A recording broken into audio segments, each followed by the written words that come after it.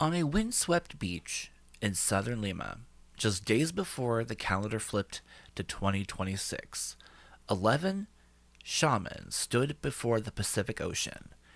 They weren't just there for the view, they were armed with Ayahuasca, San Pedro cacti, and the photographs of the most powerful men on Earth. They were looking for answers, and according to them, 2026 isn't just another year, it's a year of reckoning. Let's start with the prediction that stopped the world in its tracks.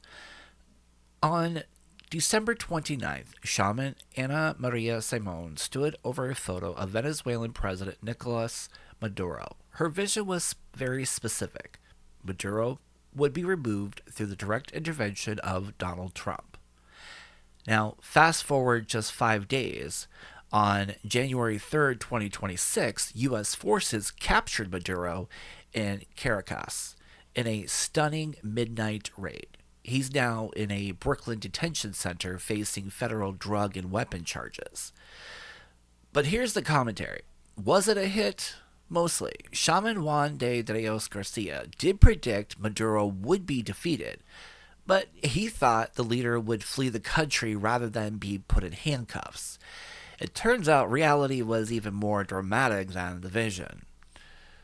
If Maduro's fall was the hit, then the prediction for the White House is the warning.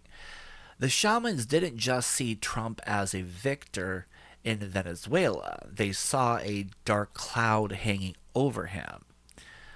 Juan de Dios Garcia was blunt. The United States should prepare itself because Donald Trump will fall seriously ill in 2026. Now, skeptics will point out that Trump is 79 years old and has already dealt with speculation about his health, from unexplained bruising to preventative MRIs. But for those who believe in the Wachuma, the ancestral plant, this isn't just medical gossip, it's a spiritual red alert. If the first part of their prophecy about Maduro came true with such surgical precision, the West is holding its breath on this one. What about the rest of the world? The visions here are complicated. On one hand, you have a prophecy of hope. The shamans claim that 2026 will be the year that Russia and Ukraine finally raise the flag of peace. But let's look at the track record. They predicted the same thing in 2023, and well, we know how that went. While they've had massive wins, like predicting Alberto Fujimori's death in 2024, their geopolitical peace timeline has been a tad blurry. Meanwhile, they warned of very serious problems and the potential for a third world war if world leaders don't find a way to cleanse their intentions.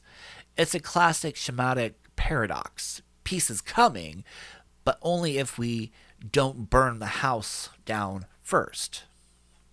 So, do we believe the plants or do we believe the pundits? As Maduro sits in a New York cell and the world watches the White House for signs of fatigue, the line between ancient ritual and modern reality has never been thinner. I'm your host, John. This has been The Weird and Unexplained with me. Join us next time as we explore more of the weird and unexplained.